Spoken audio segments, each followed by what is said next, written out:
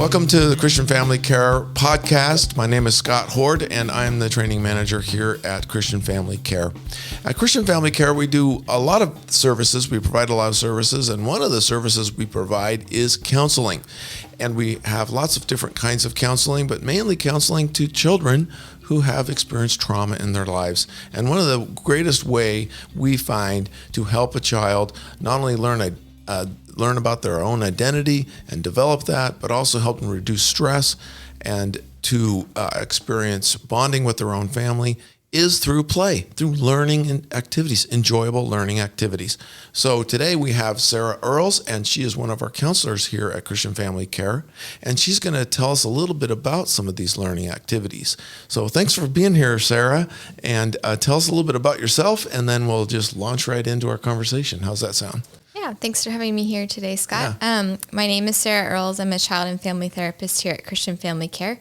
I've been here a little over a year, and then I have some previous experience that I was doing counseling with kids before this. So I work probably right now from kids 5 to 17. I do a few adults here and there, but children are my specialty. And overall, a lot of our department works with trauma and attachment specifically because we want to support all of our adoptive families. Yeah. So, yeah, like you said, just want to talk about enjoyable activities. I think it can be tempting when we're having kids who are struggling with their behaviors to take those away and just say, you're grounded. You get to go to school, you do your chores, you eat and you go to your room. Right. But enjoyable activities are really a necessary part of kids' healing, of them learning and growing and becoming their best selves. Yeah, so enjoyable activities. So tell us a little bit about what that means. What does it mean, enjoyable activities?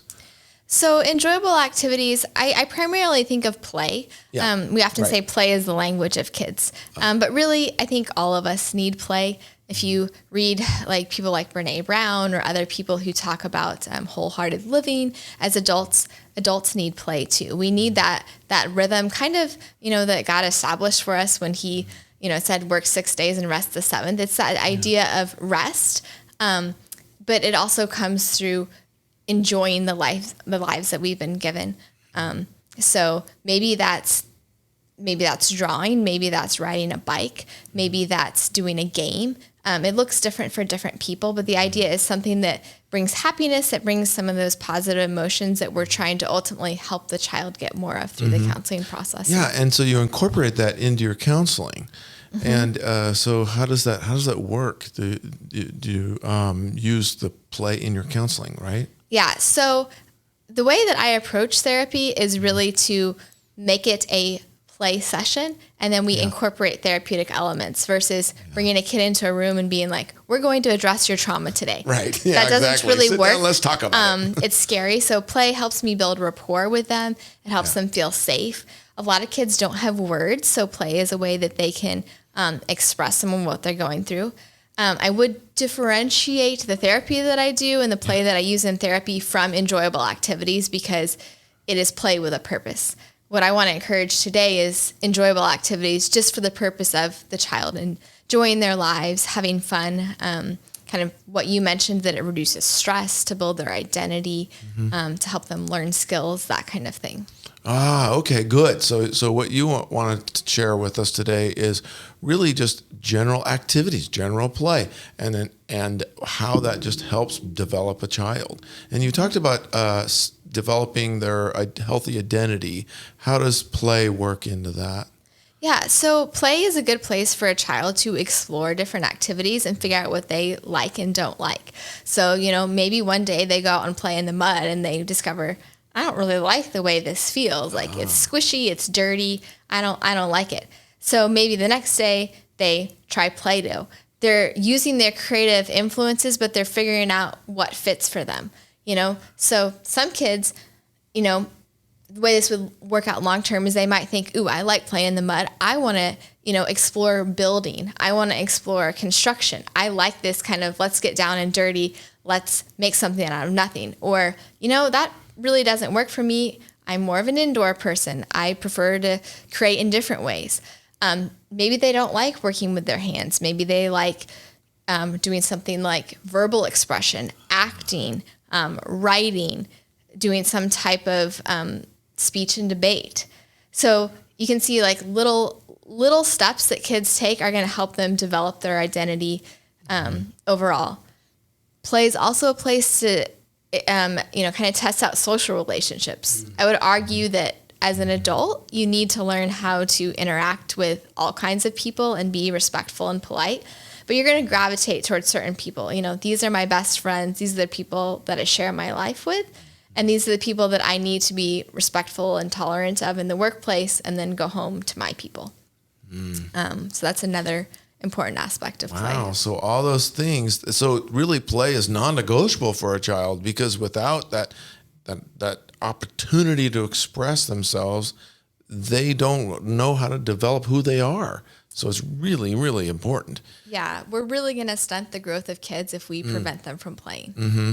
And what are some ways that maybe play is prevented, or is, you know what I mean? Like, what can we do to avoid things that will restrict play? Does that make sense? Yeah. So I think there's a lot of things to consider. When you're looking into schools, if you have school choice, see what they offer as far as play. Some schools don't really provide places for kids to play, time for kids to play. There's a lot of debate nationally about recess and the importance of it. There's quite a bit of literature to support that it is really important. So, when parents have the opportunity to make a choice about schools, that's something that they might want to consider. Parents can also build it into their day, whether it's going early to school and stopping by a park on the way and letting their child play outside, or building in time in the morning routine to say, let's sit down and do a puzzle together, or let's sit down and do some beads. We'll probably talk about it a little later, but play is also important for family identity and bonding. So sometimes, kids coming home from school and saying, let's work on our bead necklace that we're working on, or, let's explore this thing. You can also build play into things like snack time. If you're okay with your kid playing with their food, you can make peanut butter Play-Doh. You can let them craft their own snack, or make a picture with their Ritz crackers and cheese. There's a lot of different ways to build it into this schedule, but I think that parents need to really be intentional about it, especially if they have children who are struggling. Yeah, that's what I was just about to say. It sounds like what you're saying is it's important to be intentional. It's important to think through, and how can I find time in my schedule today to help my child just play. And for parents, it's hard because, like you said earlier, we're focused on you got to do your homework, or you got to do this, there's chores to do, and parents are always, thinking of what's next. Whereas a child, they don't think about that, and so that is important, intentional. Yeah, and you listed some ways that parents can be intentional. And so that's helping them develop who they are, their identity, socially, you mentioned. And then also it helps, you mentioned that it also helps them in their daily life when they experience stress. Let's talk a little bit about that. Yeah, so play can be kind of like a release valve. Depends on the type of play, but play can be what we call upregulating. So it's energetic releasing of energy, or it can be down regulating. So it's calming, it's slowing them down. So if somebody is stressed, they might need to go run around the playground, run around the house, outside probably is preferable, run around the block, whatever it is, to kind of release some stress. Or maybe it's that they need a chance to calm down and kind of recenter. Play also builds those positive emotions, which help increase resilience. And resilience is what kids are going to need to recover. So they make a bad decision, maybe they get a consequence, they're upset about it, then that resilience helps them recover versus stay kind of in that shame and blame of like, I'm a bad kid, I can't do anything right, so I'm just going to be bad. That kind of thing breaks them out of that cycle. Yeah, exactly. And I was thinking while you're saying that, you're talking about a parent who has a schedule to keep and this and that. And so they need to figure out ways to be more intentional about that to help with that stress. What are some ways that parents can really be more intentional? Does that make sense? Yeah, I really think that a part of it comes down to scheduling, especially if kids are in school. That's a lot of sitting And, right now during the COVID epidemic, we're having kids who are even more contained than they normally are.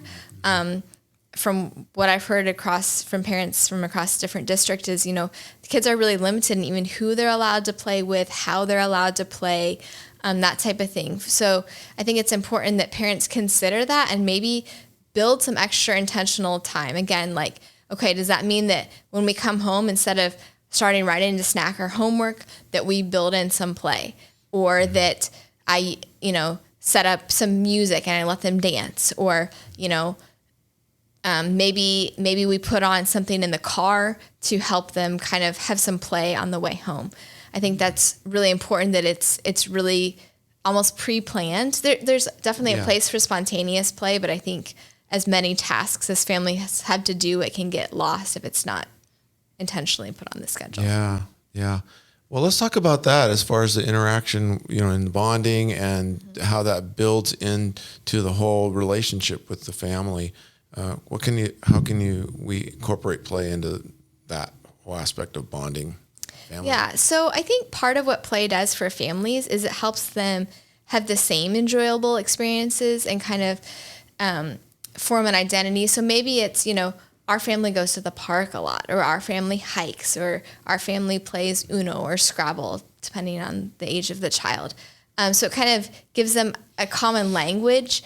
And then within that sphere kind of says like, okay, this is something that we do that's special to us. Mm-hmm. I also like to picture it as kind of a cup. If you're filling your cup with enjoyable experiences, then when mom or dad says, hey, Junior, I need you to do this, it's not like Junior feels like all mom or dad does is yell at me. It's, I remember last night we played this game together, and this morning, mom danced with me before we went out the door to school. And, they gave me a fun note or a dot to do in my lunch at work, or not work, at school. And now, okay, it's really irritating that I'm getting asked to pick up my socks, but I know that we can have fun together, that my parents really love me. Okay. That's excellent. So it kind of helps. It helps when there's those times where they have to do some specific task, or maybe they're being disobedient. And so you've got a parent that's working with a child that's experienced a lot of trauma, that maybe has lots of behaviors. So you're incorporating the play in that to help during those times of maybe disobedience or that kind of thing. Is that what you're saying? Well, I think it's, again, that the cup metaphor that I'm using is like, there's something in the cup. So the child's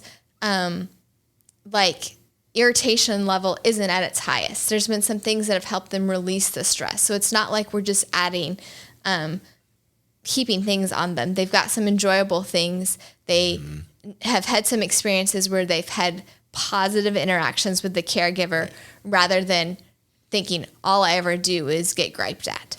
Yeah. And the positive experiences, they basically multiply more positive experiences because they felt good about being with that adult. And so they look forward to those positive, and the adult feels good about giving a positive experience because they had a positive experience with the child. And so it motivates the parent to maybe even do more activities together. Whereas I've noticed that if a parent is constantly focused on discipline or that kind of thing, then that's really what their shared experience is. Their shared experience is negative. Right. in a sense. We're mostly talking about the importance of enjoyable activities for kids today, but I think it's also important for our parents. Yeah, tell us about that.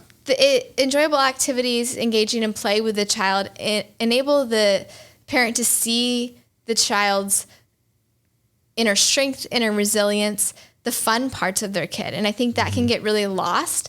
And then it gets really discouraging for parents of like, I just have little Junior who all they can do is yell at me and break the rules and get notes home from school versus, I saw little Junior really enjoying running around the park yesterday. I saw little Junior, give some bread to the ducks. there's something good in my child, which I would argue because everybody's created in the image of God, there is something good in every child. And play allows the parents to see that and hopefully helps fill the parents' cup so that when they have to give those reminders, those reinforcements of, you need to do this or we're not being safe here, then they know they're doing it because they value their child and they've seen the good in that child. Yeah, that's so excellent. And I know that sometimes when parents come to the counseling session, sometimes they're not sure why there's a lot of games, a lot of playing, a lot of activities, and they may think that counseling for children is, hey, let's share about your problems. But you find that the activities help you with your therapy as well. Yeah, and I would say if you took a look at my sessions without any noise and didn't hear what was going on, you'd probably think that all I do is play with kids all day long. Yeah. What I do is I play with kids, but I use it for a therapeutic purpose. Oh. So I try to infuse the activities with what we're trying to work on in therapy. Mm-hmm. And I use play for the same reasons that I'm encouraging families to use it. Right. It helps reduce the kids' stress. It helps them feel comfortable. It helps them build rapport. And it helps us work on their goals. And so again, I kind of use that up-regulating structure, down-regulating structure. So a lot of times you'll see me badly dancing to go noodle with kids because they need to let some energy out. Kids are not like adults. They're not going to sit on my couch for the most part and tell me what their problems are. A lot of them don't even have language for their problems. A lot of our kids have had pre-verbal trauma. So the only way that they can get it out is through either behavior, which is typically not preferred, or some type of play. So when we do in-person therapy, we'll do a lot of sand tray, we'll do drawing, we'll do puppet shows, stuffed animals, that type of thing, because it really helps the child work out what might be stuck inside them without words. Again, if you look at it from the outside, it may just look like play. There's a purpose behind it. Wow, purposeful play. Yes, very purposeful. That's excellent. Wow, that's so helpful. All right, well, sounds good. Anything else about the enjoyable activities and the play that you wanted to add? I think we covered pretty much everything related to that. Yeah, I would just encourage our families, if they are working with a counselor, to talk to their counselor if they're having trouble building play in, because I think sometimes it can really get hard to figure out, what do I even do? Because for some parents, they feel like, oh, if I give my child something rewarding, it's going to be, encouraging them to have bad behavior. Shouldn't it make them earn it? Yeah. I would argue that kids have worth regardless of their behavior, and we need to give kids play regardless of whether or not we feel like they've earned it. Because when we take it away, we're just accentuating the bad and exacerbating the problem. Yeah, and could you use play and positive reinforcement as well? Yeah. When they do something positive, that could be a rewarding opportunity too, I guess. Yeah, and I would say to our families that have services either here or elsewhere for counseling, talk to your counselor about that, because for different children, the kind of behavior charts can be ineffective. Yeah. So I just want to say to our families, play. Don't overcomplicate it. Doesn't mean we have to have expensive electronics, expensive equipment, maybe even access to a park. I know sometimes that's been limited during these pandemic times, but there's ways to play regardless of where you are, regardless of what your quote unquote resources are. And it's good for parents too to kind of tap into themselves and access that play. Wow, that is awesome. Thank you so much. That's so helpful. And we will just definitely try to apply some of those things to our families and to our children. So thanks for joining us today. You're welcome. Well, thank you for watching this video, and I hope that you were personally encouraged. If you'd like to help us make more videos like this, please consider making a tax-deductible donation and telling your friends and families so that we might continue our work to strengthen families.